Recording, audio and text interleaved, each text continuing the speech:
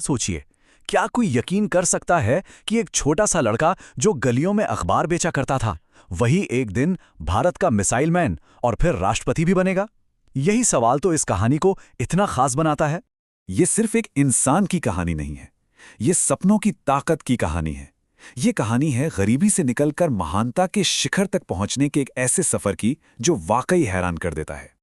तो चलिए सफर की शुरुआत करते हैं। इसकी जड़ें हैं रामेश्वरम की उन गलियों में जहां एक अखबार बेचने वाले लड़के की आंखों में बड़े बड़े सपने पल रहे थे। उनका जन्म 1931 में रामेश्वरम के एक बहुत ही साधारण परिवार में हुआ था। उनके पिता एक नाविक थे और घर के हालात मतलब आर्थिक तंगी थी। लेकिन जानते हैं, इन सब के बावजूद कलाम का दिन सुबह 4 बजे शुरू होता था। स्कूल जाने से पहले वो अखबार बांटा करते थे। घर में भले ही पैसे की कमी थी, पर मेहनत और अच्छे संस्कारों की कोई कमी नहीं थी।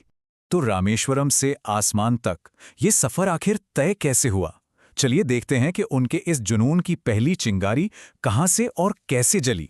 कहते हैं उन्हें आसमान में उड़ते हुए पक्षियों को देखना बहुत अच्छा लगता था, और बस उन्हीं पक्षियों को आज़ादी से उड़ते देख उनके अंदर एक सपना जागा कि एक दिन आसमान को छूना है, उड़ान की इस दुनिया में कुछ बड़ा करना है। अब सपना तो देख लिया, पर उसे पूरा करने के लिए उन्होंने ठोस कदम भी उठाए।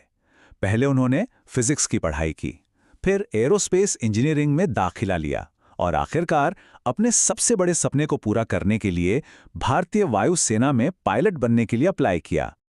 लेकिन जैसा कि हर बड़ी कहानी में होता है, एक मोड़ तो आना ही था। ये वो मोड़ था जब उनका एक सपना टूट गया, जब उन्हें अपनी जिंदगी की पहली और शायद सबसे बड़ी निराशा का सामना करना पड़ा। जब एयरफोर्स में पायलट बनने का मौका आया तो सिलेक्शन की जो लिस्ट बनी उसमें उनका रैंक था 9वां, और कुल उम्मीदवार जो चुने जाने थे वो थे सिर्फ 8। सिर्फ एक रैंक से वो अपने सबसे बड़े सपने से चूक गए। जरा सोचिए वो पल उनके लिए कितना दिल तोड़ने वाला रहा होगा। लेकिन हार मानना तो उनकी फितरत में ही नहीं था। उन्होंने खुद को संभाला और कहा, शायद ईश्वर ने मेरे लिए कुछ बड़ा सोचा है। मतलब इतनी बड़ी नाकामी के बाद भी इतनी सकारात्मक सोच, यही तो महान लोगों की निशानी होती है। और वो सही थे। ईश्वर की योजना वाकई बहुत बड़ी थी। यहीं से उनके जीवन में एक बिल्कुल नया अध्याय शुरू हुआ, जहां उन्होंने एक नया रास्ता बनाया और आगे चलकर भारत के मिसाइल मैन के तौर पर जाने गए। इसी सफर में उन्होंने लीडरशिप का मतलब नेतृत्व का एक ऐसा सबक सीखा जो मिसाल बन गया।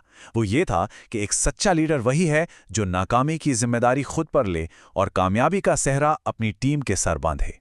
हुआ ये कि जब भारत का पहला सैटेलाइट लॉन्च व्हीकल फेल हो गया तो उनके जो सीनियर थे, प्रोजेक्ट लीडर, उन्होंने प्रेस के सामने सारी की सारी जिम्मेदारी खुद ले ली। लेकिन जब अगला लॉन्च कामयाब हुआ तो उन्होंने पूरा का पूरा श्रेय कलाम और उनकी टीम को दे दिया। ये छोटी सी घटना कलाम के लिए लीडरशिप की एक मास्टर क्लास बन गई। और इसी समर्पण और इन्हीं सीखों के साथ उनकी मेहनत ने ऐसा रंग दिखाया कि भारत ने अग्नि और पृथ्वी जैसी शक्तिशाली मिसाइलें बना डाली। और तभी दुनिया ने उन्हें एक नया नाम दिया, missile man of India. Missile man से शुरू हुआ ये सफर उन्हें देश के सबसे ऊंचे पद तक ले गया। वो भारत के राष्ट्रपति बने, लेकिन वो सिर्फ एक राष्ट्रपति नहीं थे, वो थे जनता के राष्ट्रपति, करोड़ों युवाओं के लिए एक जीती जागती प्रेरणा। वो हमेशा खास तौर पर छात्रों से एक बात कहते थे, सपने वो नहीं होते जो आप नींद में देखते हैं, सपने तो वो होते हैं जो आपको सोने ही नहीं देते। ये एक लाइन ही जैसे उनके पूरे जीवन का सार बताती है। और ये बात देखिए कितनी सच साबित होती है कि उनके जीवन के जो आखिरी पल थे वो भी उसी काम को करते हुए बीते जो उन्हें सबसे ज्यादा प्यारा था, स्टूडेंट्स को सिखाना। 2015 में एक कॉलेज में लेक्चर दे रहे थे और मंच पर ही उन्होंने अपनी आखिरी सांस ली। तो इस पूरी कहानी से, इस असाधारण जीवन से सबसे बड़ा सबक क्या मिलता है? हम सब उनके सफर से क्या सीख सकते हैं? देखा जाए तो उनकी जिंदगी से हमें 3 बहुत बड़ी सच्चाइयां सीखने को मिलती हैं। पहली कि गरीबी आपकी पहचान नहीं बन सकती।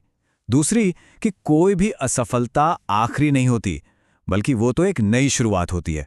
और तीसरी, सपने देखो तो कभी छोटे मत देखो। और आखिर में ये सवाल सोचना बनता है कि अगर एक लड़का जो कभी अखबार बेचता था वो ये सब हासिल कर सकता है, तो फिर इस दुनिया में किसी के लिए भी